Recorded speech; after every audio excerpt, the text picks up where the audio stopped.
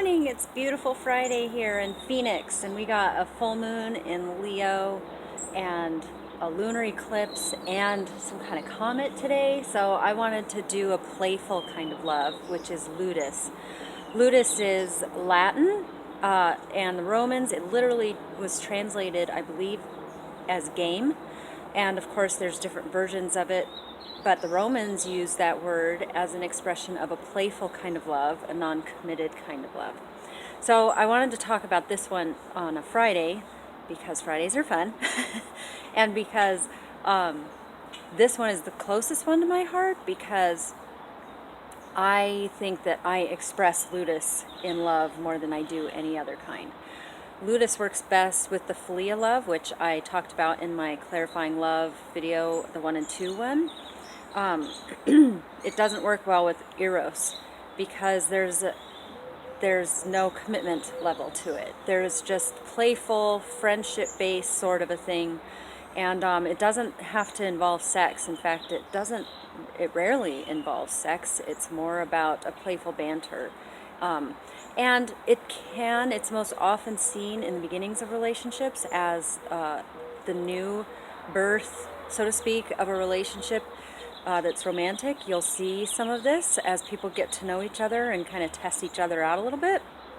And then, of course, it evolves into something else when it's romantic, then it might evolve into Eros, but it doesn't, it works well with two people who are self-sufficient.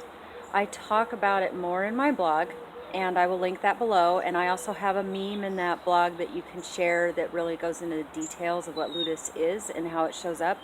There's bugs.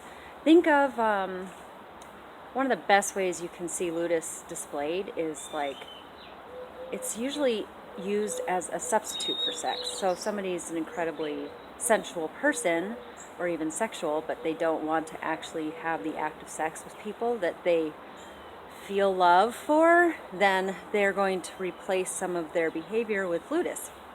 Teasing, flirting, and in a bar, if you love dancing and you dance with a stranger, that's the closest you get as a substitute for sex and intimacy without actually having sex with someone. So you can think more about that love. It is probably the one that epitomizes who I am more than any other.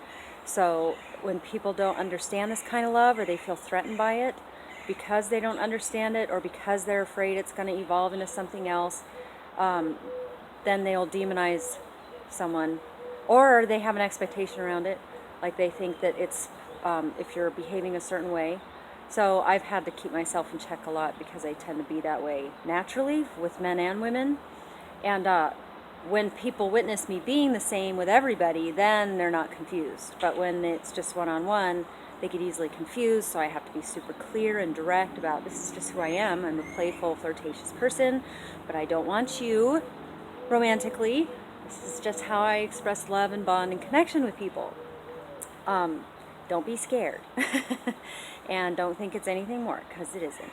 So anyway, I hope you enjoy the series. I will be posting one on Saturday, one on Sunday, 2 on Monday, and then the last and what I think is the most important one and the basis for all of them, except agape. Agape would be really close to a basis also, spiritually speaking. But from an earth level, a grounded level, the one I'm going to share on Valentine's Day is the one I think is the most valuable for everyone, regardless of your belief system around love. Stay tuned. I hope you have a wonderful weekend. Stay safe on this full moon, guys.